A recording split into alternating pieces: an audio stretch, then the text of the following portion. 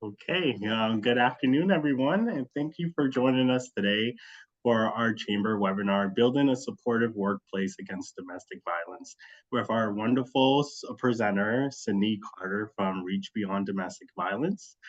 Before I get started, I want to give a special shout out to our sponsors, our small business series sponsors, Needham Bank, CMIT Solutions, InSource Services, and William James College.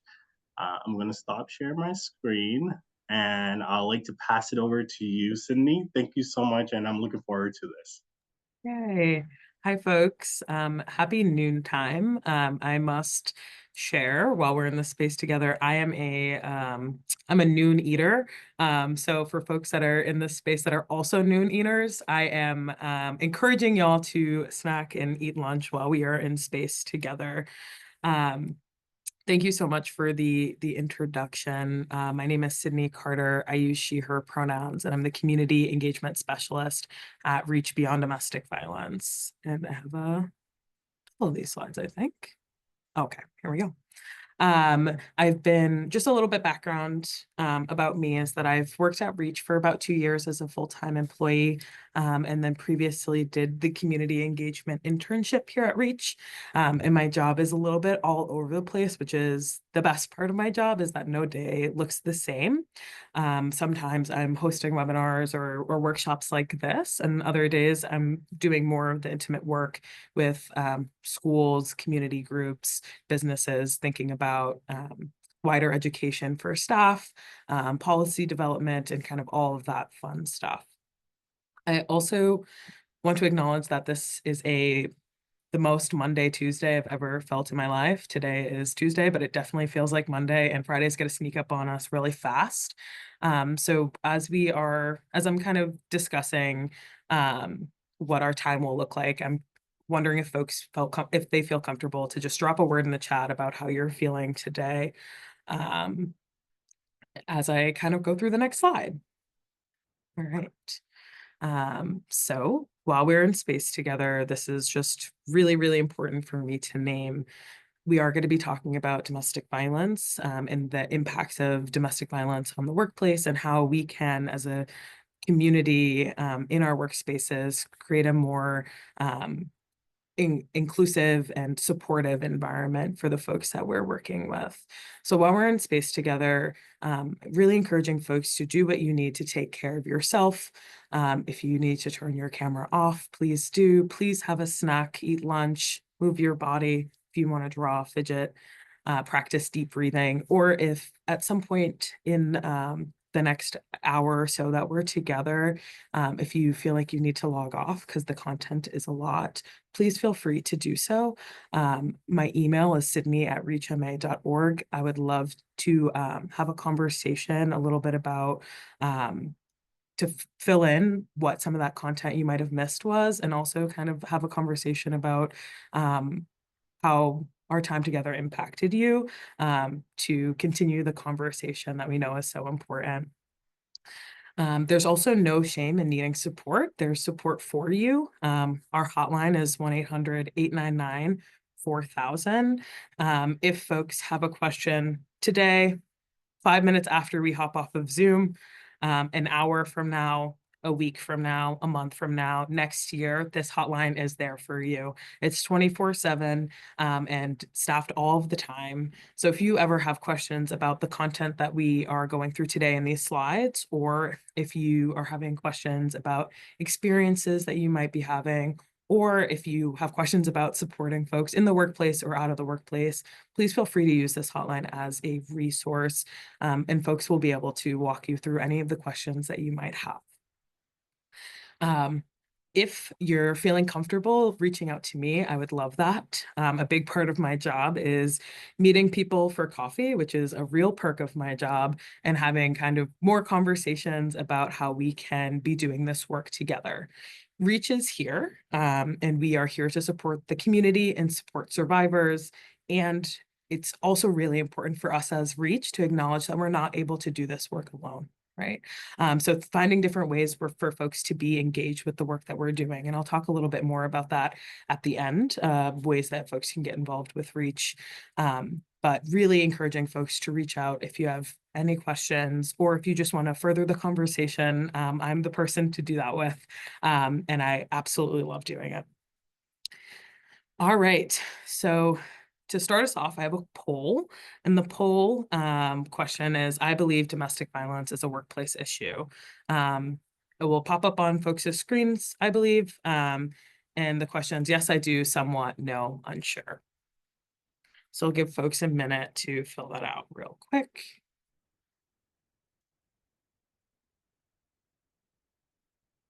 Yeah.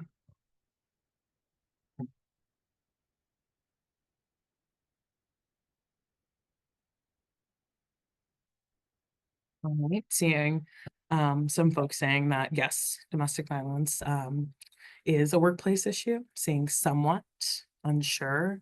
So far, nobody's saying no yet, but understand how folks can think so. Absolutely.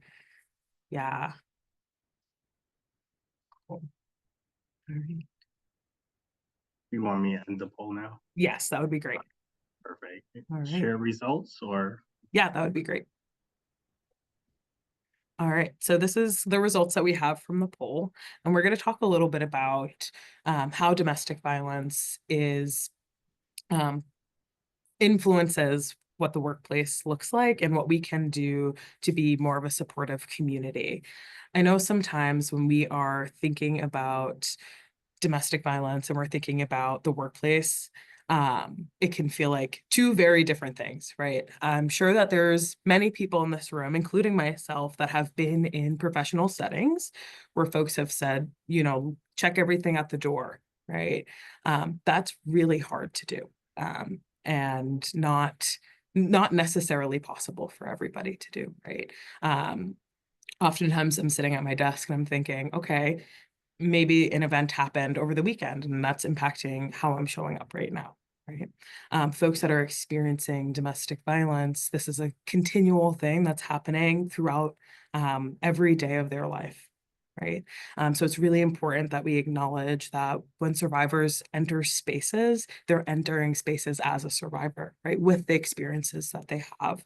And it's really hard to check that off at the door if folks are constantly thinking about things like safety, right? I'm going to ask folks another question because I have so many questions all of the time. But I'm curious if folks feel comfortable dropping in chat if there's any sounds, images, phrases, definitions that come to mind when you hear the words abuse or domestic violence.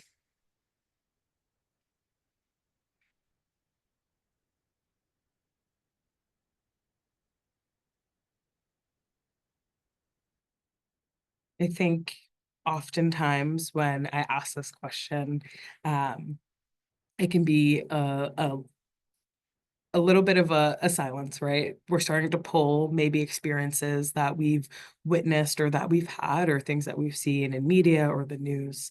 I'm seeing in the chat, somebody said black eye. Yeah, absolutely. Right. Oftentimes when we're talking about domestic violence, we're talking about the violence. We're talking about physical violence against somebody else. Yeah. Trapped financially. Absolutely. Right. This is one that when I do presentations, folks have so many questions about financial abuse, right? And I'll talk a little bit more about what it looks like and what it means. Sadness.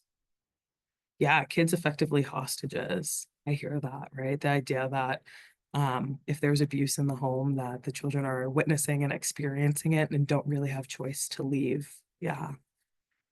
Yeah, sadness for the individual and family. Absolutely. Oftentimes when I ask this question, I think about, I'm a big national park goer. I love hiking. And uh, maybe last year I went to Yellowstone National Park with my family.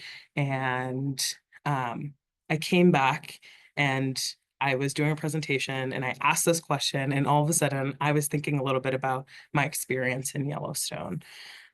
Yellowstone is bear country. I'm not a friend of the bears. I love them from afar. They're great. Please don't come up to me.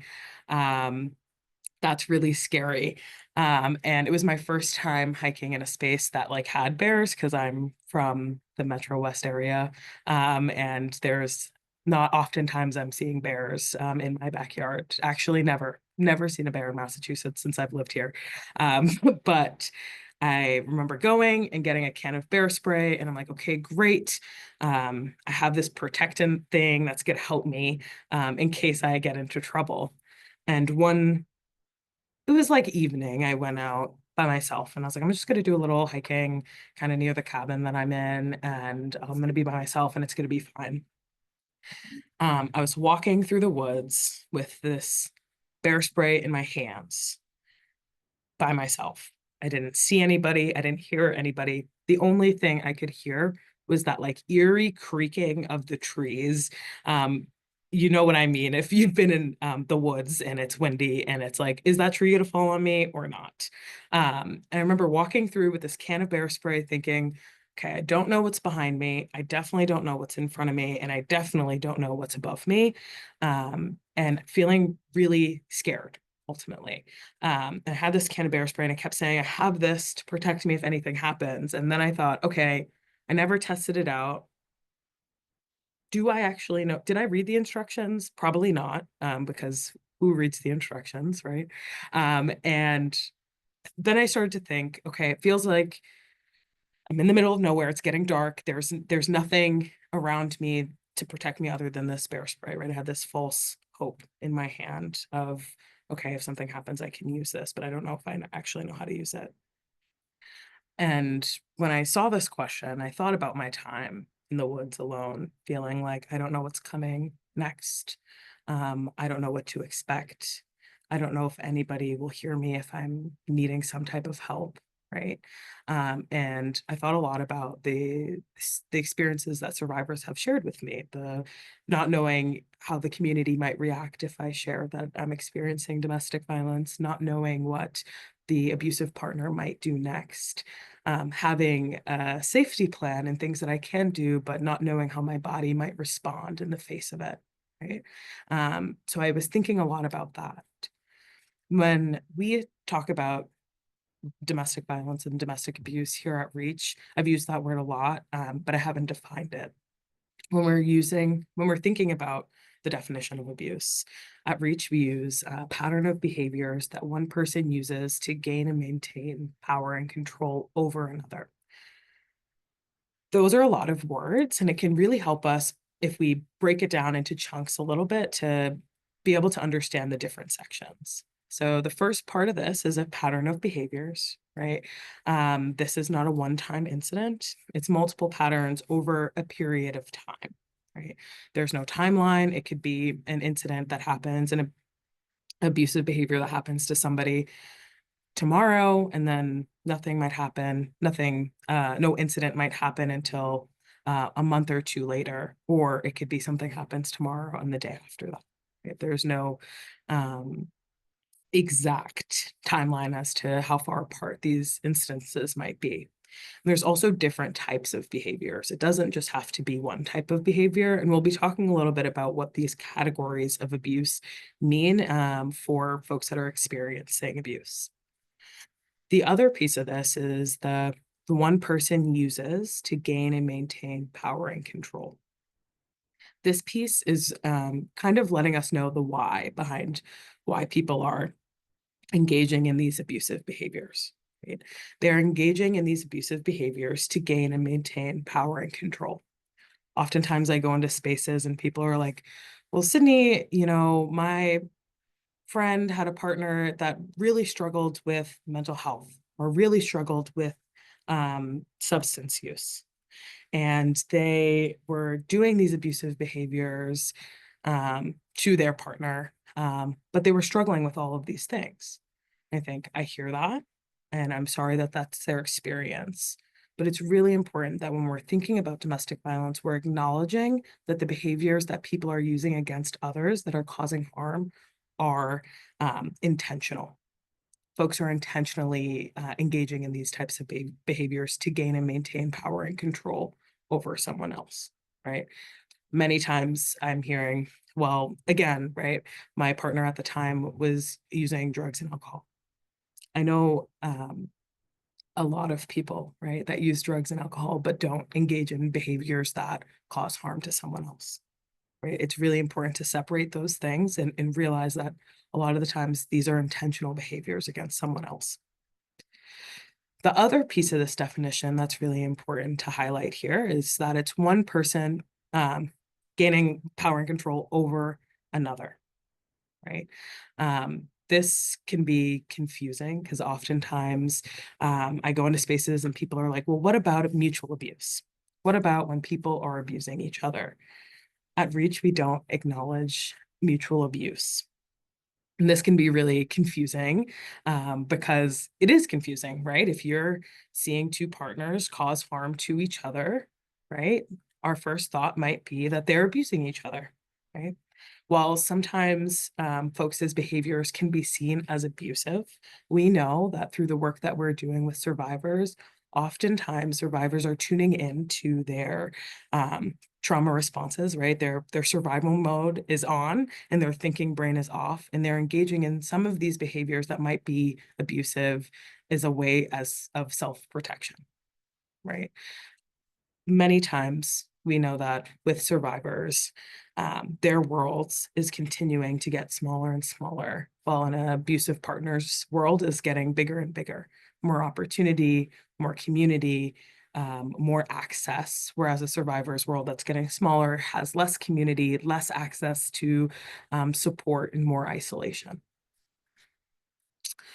It's also, as we've talked about the definition, I've mentioned the behaviors. It's really important for us to identify what some of those behaviors might be. So at Reach, and also for folks that are looking to receive a restraining order from the state, which is brand new, right? They've, I think, as of September, the state recognizes all of these forms of abuse for somebody to be able to obtain a restraining order, which is really great when we're thinking about constant language, that folks are able to receive support. Know that if I'm receiving support from Reach because I'm experiencing only one of these forms of abuse, that I can also receive support from the state.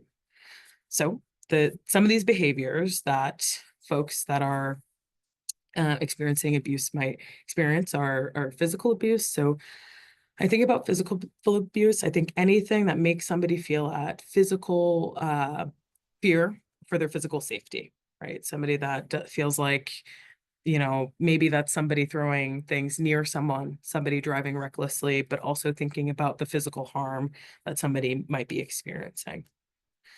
Emotional, psychological, verbal, right? Belittling, putting down, crazy making, or gaslighting, making people believe that their reality is not real, right? Technological, so this could be monitoring somebody's emails, phone calls, tracking them to see where they're going, to know who they're with or what they're doing. Sexual abuse. Oftentimes folks ask me, why isn't sexual and physical abuse in the same category? And it's because there's many different ways that sexual abuse is not necessarily physical, right? Think hands-on, hands-off, sharing explicit photos of someone, using that as blackmail, but also thinking about sexual abuse as in coercion, sexual assault, sexual harassment as well. Financial abuse, this is a big one. So taking control of all finances, this might be ruining someone's credit so they're not able to leave the abusive relationship. They won't have somewhere to go. But also thinking about folks that are something about me is that I do estate planning part-time, and I work at a law office, and I get to do all of the fun client meetings. But sometimes there's experiences where partners will come in and ask to be a power of attorney or a healthcare proxy or the executor of the will. But the person that, this is all of their documentation, all of their paperwork is not really talking, right? So sometimes financial abuse can look like finding ways to be that person to have control over somebody's estate, right? Cultural, spiritual, and identity. This one is huge, and oftentimes we're not talking about this one enough. So thinking about how somebody might use religious texts to justify their abusive behaviors, or to um, ensure that their partner won't leave them because it says this in this religious text. Also, folks that might be a part of the queer community, this could look like outing them. And then also forcing or not allowing someone to express their cultural or spiritual um, practices as well. These are a lot of ways that folks can engage in abusive behavior. And while many of them sound like, I don't know how much these behaviors might engage with the workplace, they do, right? Um, as much as we might not notice, right? So technological, if an abusive partner is monitoring someone's email, right? How do we know that? Right? We don't necessarily know that. The person will know it.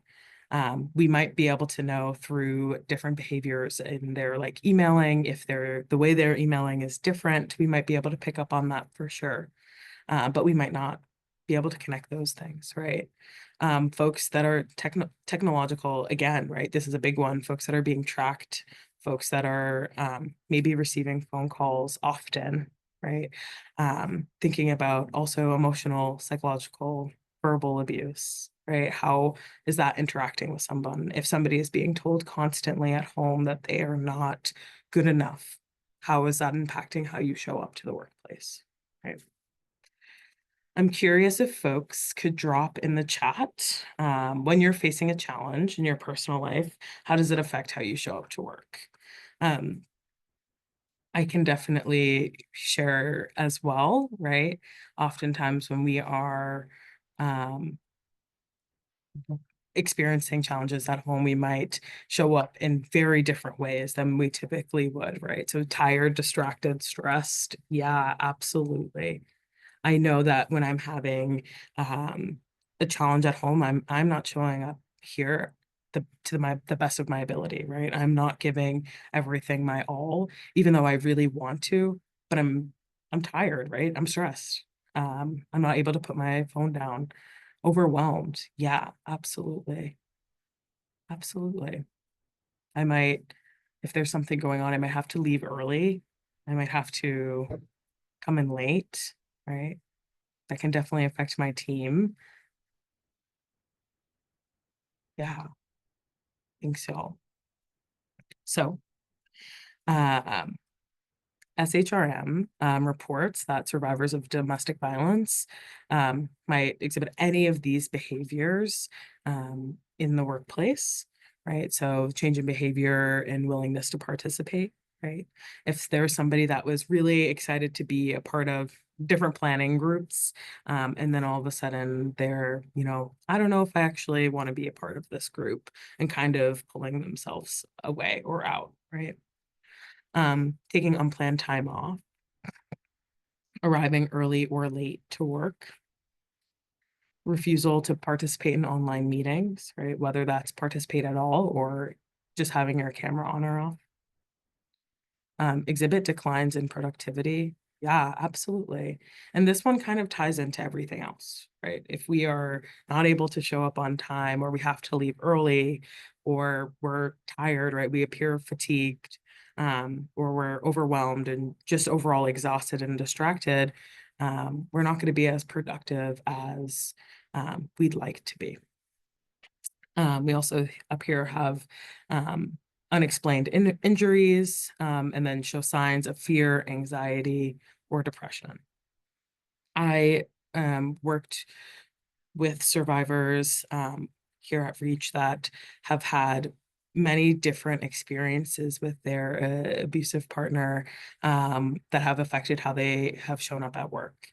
I have worked with one survivor who shared with me that they in their workspace, they were experiencing the abuse and had to actually go to trial in court. And they had to take a bunch of unplanned time off, and how that was received was not good, right? They didn't have an understanding environment to feel safe or secure in their job that they could go forward with their court case and still have a job to come back to, right? This is also a way that many folks might end up financially abusing their partner, right? Is filing things in the court to make sure that they can't show up to work, and that maybe if they have children, they have to find childcare, right? I've worked with a survivor who was being tracked, right, everywhere that they went, and they had no idea, right, until many months later that they found out that there was cameras everywhere, right? That there was the person's phone was hacked, so their abusive partner knew who they were talking to, when they were talking to them, and what they were talking to them about. Right. This makes it really challenging for someone who's in this who's experiencing these things to be able to receive support that they need or even just ask for it, right? We've worked with survivors that have ultimately lost their job because of the unproductivity that they've had because they didn't feel safe or comfortable enough to share with their HR, with their boss that they're experiencing um, abuse at home, right? It's really, really challenging. This is, um, I think it's really hard when we are supporting folks that we might not have the most close relationship with. But again, I say this all the time, right? I see the folks in the Reach office more than I see folks outside, right? I don't see my friends 40 hours a week. But like Casey's here, I see Casey for like 40 hours a week typically, right? So it's really important for us that when we're in the workspace that we are being that supportive person to someone else, because this might be the one time a week, one time every day that they're able to be away from their partner. And it also might be the safe space, right? It might be the space where the survivor feels safest. So what does that mean for us, right? It means that our role when we are creating this workplace environment that is supportive is to be the bridge, right? Our role is to guide and connect folks. I'm not here to say, all right, everyone, well, right at 1 o'clock, I expect you to be an advocate. I am here to say that there are so many resources out there for folks to be connected with, and the way that we share them can be really impactful. Because again, we don't know if somebody's monitoring somebody's phone or email. And it's also good for us to not necessarily assume that, right? Because again, a lot of the behaviors that we saw in the chat that folks were saying they experience when they're experiencing challenges are the same experiences that folks that are experiencing domestic violence are experiencing. So it's really important for us to make sure that we are doing what we can to make resources available, but also making the environment feel safe and comfortable for survivors to be able to share their experiences with folks if they need extra support. So it all starts at the foundation. Supporting survivors may seem overwhelming and scary. It definitely can, right? Oftentimes I go in spaces and people are like, I don't know how you do this. It's like I know that everybody can do this, right? We all have a role to play. And folks are really good at it, even if we're second guessing ourselves a lot, right? I can share that. I sometimes take hotline calls, and there's still days where I get off a hotline call and I'm thinking, wow, I should have said this or should have asked this question, right? We're never going to be perfect, but we're not striving for perfect. We're striving for supportive, right? So it may seem overwhelming, and we all have the capability of being a supportive person. It's also the job of the employers to build that space that allows survivors to share their experience if they need support. So looking at employers here, right, we need to make sure that we're building trust with the employees and each other by leading with transparency and consistency when possible, right? We need to make sure we're creating an inclusive environment that acknowledges all of the identities and experiences that people bring to the table, right? I don't know if I'll feel comfortable sharing that I'm experiencing some type of domestic violence at home. If I feel like when I go into the workspace, I do have to check myself at the door, right? I have to leave parts of myself at the door. And also a supportive collaboration, allowing employees to have a voice and choice when possible. right? Making sure that all voices are heard when possible. I know that there's a lot of pieces to this that are that like when possible, when we can do this, but when we can, we should be, right? To ensure that there is that consistency across teams. So we can do so many things. The first one, so transparent and supportive policies. So advocate for the Domestic Violence Workers Protection Act, right? Develop policies that address safety for survivors and all employees and ensure overall understanding of workplace policies. This one's really important, right? Oftentimes I go into schools, and I'm thinking a lot about the safety of the survivor. This is because I'm coming from an outside organization and that's what my focus is. But when I go to these schools, oftentimes I'm met with, again, we need to think about the safety of all students, right? More than just this one survivor. We need to think about everybody as a collective. Same thing in a workplace, right? While we really want to prioritize the safety of survivors, we also need to prioritize the safety of all employees, right? So doing what is safest for everyone involved is really important. Having these policies and having a clear understanding of these policies will allow folks to know the information and know what to do if something does come up. If other employees start to feel unsafe because somebody's abusive partner is showing up, right? What can we do? And what do they know to do? Right? We want to be more proactive than reactive, because when we're being reactive and creating policies afterwards, or revising policies afterwards, we could have prevented some form of harm to happen in the first place. We want to check in. If you're worried about a colleague, sharing that you have concerns, that can really help build trust, right? Hey, I've noticed you haven't been your usual self, and I want to let you know that I'm here if you want to talk, right? Using I statements, but also respecting if they don't want to talk or share, right? And keeping information confidential if they do, right? If a colleague is sharing with you that they're experiencing some type of abuse at home, right? This can be really hard information for us to hold. If we do feel that, this is a hard line that we have to share this information with someone, it's really important that we be transparent with the person that we're talking to, right? Hey, thank you so much for sharing. I'm here to support you, and I just need to let you know that I will have to share with somebody else. This can be really hard, and maybe it's something that, sometimes when you go into conversations, right, at the beginning that somebody is going to share information with us that we feel like we're going to need to tell someone else. So it's good to say at the beginning, right, of the conversation, hey, if you share anything with me, I just want to let you know that I will have to tell somebody else, right? Giving them that option to choose. But also what feels more awkward is the interrupting. There's so many times where I'm a mandated reporter. There's so many times where I'm talking to youth and they're going to share something with me and I have to be like, hey, before we keep talking, I'm here to support you. I really care about you. And I want to make sure that you have choice in this. If you continue to share anything with me that makes me think that you're going to harm yourself or someone else, or you're in direct harm, I'm going to have to report. Right. Again, I'm here to support. If I'm no longer the person you want to talk to, here are some other resources I can point you in the direction of that don't have to report. Right.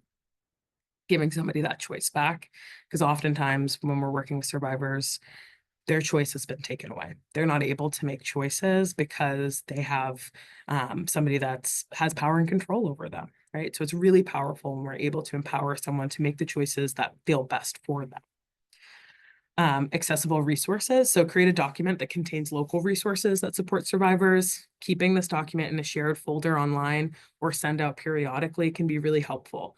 Letting folks know that this is where this document lies and this is where these resources are, especially for folks that are doing a lot more remote work.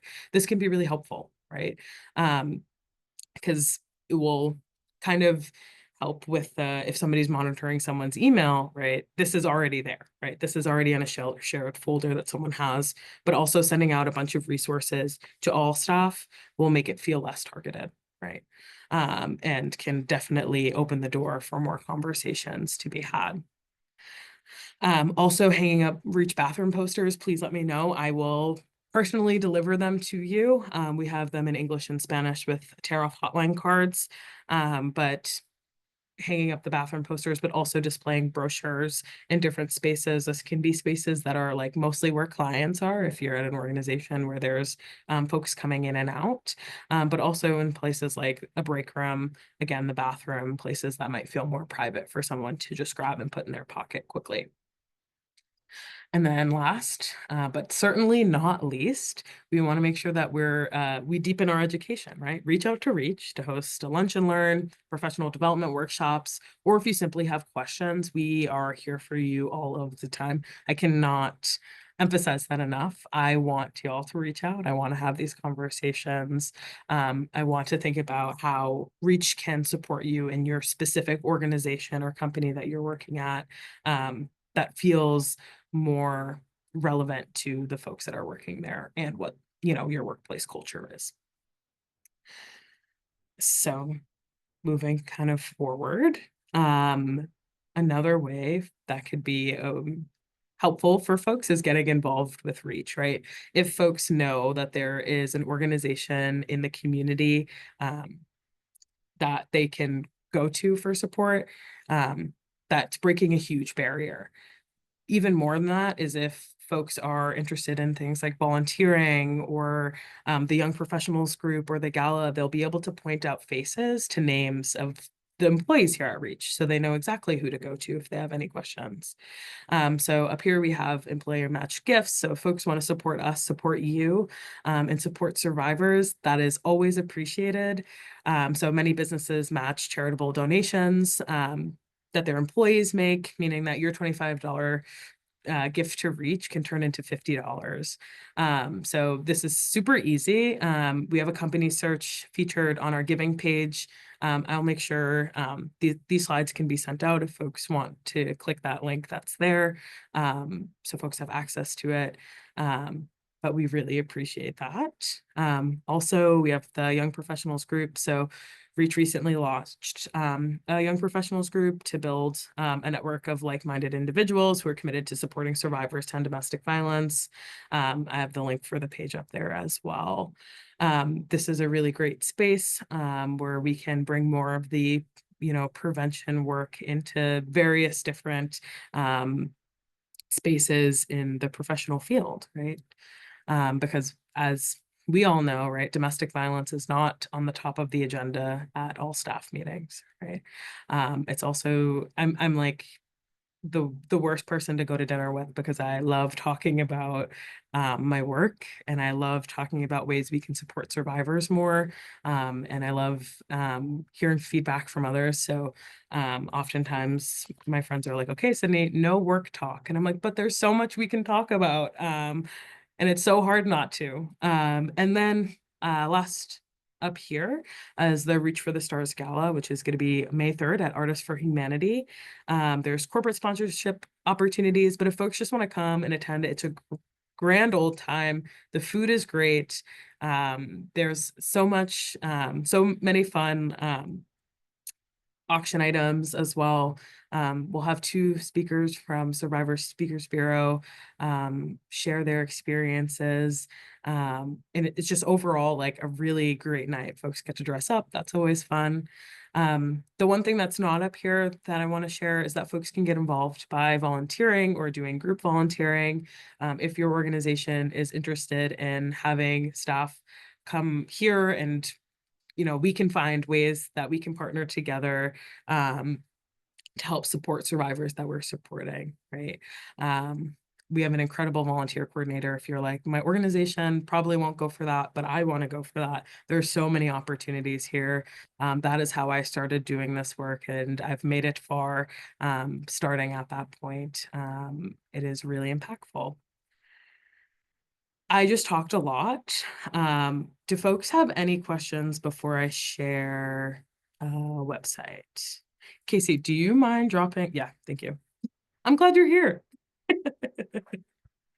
if folks have any questions, please feel free to drop them in chat. If you want to unmute, just use the raise hand filter so I can see who's chatting.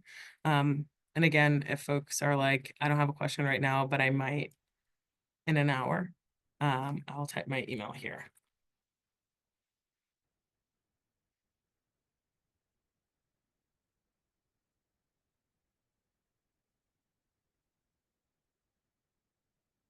If folks are brainstorming, I'm just going to go here real quick to the next slide. So Reach is available to folks in our 27 cities and towns that we serve.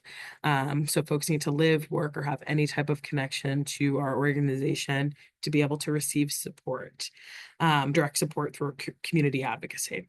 If folks are in spaces that are not in the Metro West Greater Boston area, whether living or working there, JDI has a really great tool, and it's JDI Find Help. Folks can type in the city or town that they live in, or that the person they're supporting lives in, to find the organization that is closest to them, the most accessible organization to them.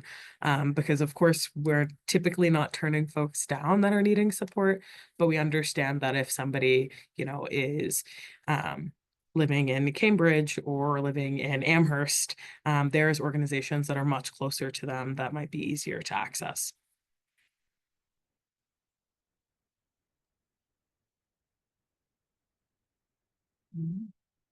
And I think Heather might have had a question. Oh, yeah. I'm not sure, Heather, if you want to unmute or put your question in the chat. Hi. My question was going to be, when you're working with someone or that they're in a very hard situation, and you did touch on this, but it's like you want to listen, you want to help, but you don't want to get not in trouble, but like get not that you don't want to be involved, but it's a very delicate line. What do you say to that? Yeah, this is a good one. I get, and please tell me if I'm understanding this correctly. Sometimes folks are asking me of like, somebody is sharing this experience with me. I don't, in my role, I can't be the person that supports them. Is that kind of what you're? It's not really like I can't be the person that supports them, but more like, you're worried about being involved. You're worrying about Mhm. how you Mhm. want to help, but you don't you don't know if getting involved is the right thing. Sure. So Yeah. it's definitely it's wanting to support or help or listen, and you do have the ability to help by Mhm. who you know or resources or whatever, but it's like how do you go forward where you're safe, you're not in trouble, you're helping the person, like all those kind of things. Yeah, absolutely. So a few things come to mind. So the first thing I think of is that oftentimes when we are the support person for someone else, it can feel like, okay, this is a lot for us, and we have the ability to do so, and we have the connections, and it's really great, but it's still a lot. I think it's important that if you are the supporting someone who's experiencing domestic violence, that you're helping them identify other folks that can be a part of their support network, so that they have other places and other Yeah. people that they can turn to, so it doesn't feel like it's all on you, On right? you. That's great. Yeah. Sometimes I use the language for folks that if I'm not, right, this is my full-time job. Oftentimes, my friends are like, hey, this is my friend Sydney, this is what she does, and somebody will disclose or share an experience with me. And I really want to support them. And also, it's a lot, right? I have the ability to, right? I've been doing this for a while now, and feel really confident that I could connect folks. But sometimes I use language of, thank you so much for sharing this experience with me. I'm so sorry. This sounds really hard. I am here to support you. And also, I want to acknowledge that I don't know or I don't think that myself alone can give you the support that you deserve. I'm curious if there's other folks that we can identify to also help give you the support that you deserve, right? Because everybody deserves the best support and the support that's needed for them. and sometimes a single person can't be the only one that's able to offer that. So I sometimes using that like you deserve language can be really helpful, because oftentimes survivors are not hearing that they deserve. Um, was that helpful, Heather? Definitely, definitely helpful. Yeah, because the world is seemingly, where people don't want to be involved, and that's sad because people need help and there are people that are out there that can provide help. Mhm. But you also want to be, protected and take, all Yeah, those good things. So I think that's very, very helpful. I yeah. appreciate it. Of course, and I think just really quickly touching, Margaret had, shared in the chat, like if it's a small team or you're someone's supervisor, I think using the language of, I'm so sorry if you're experiencing this. I'm here to support you in the ways that I can, and you know, the support you're looking for is out of like my capability or my role to Yes, right. support you. Yeah, so I want to make sure that I'm connecting you with people that can do that, and it can feel really scary to be somebody being like, this is a lot. Let me connect you to someone else. It can definitely feel scary and weird because it's our nature to want to help and be there for folks. But I guarantee you, if we're able to make these connections with folks and help folks identify other people in their support network, that they're able to build that community back up, right, after being in isolation for however long. Love that. Thank you so very much. Yeah, of course. Right. I'm gonna switch over to the last slide here. Please, please, please, please, email me. You can send me a text. I'm happy to talk more about this.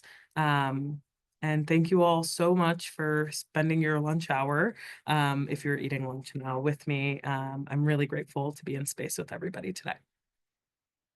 And thank you so much, Sydney, for taking the time to guide us through this sensitive topic too. And to reach, I'll send the slides and the recording to everyone before the end of today, with Sydney's contact information. But enjoy the rest of your lunch and the rest of your day, and have a great rest of your week, everyone. Bye. Bye, folks.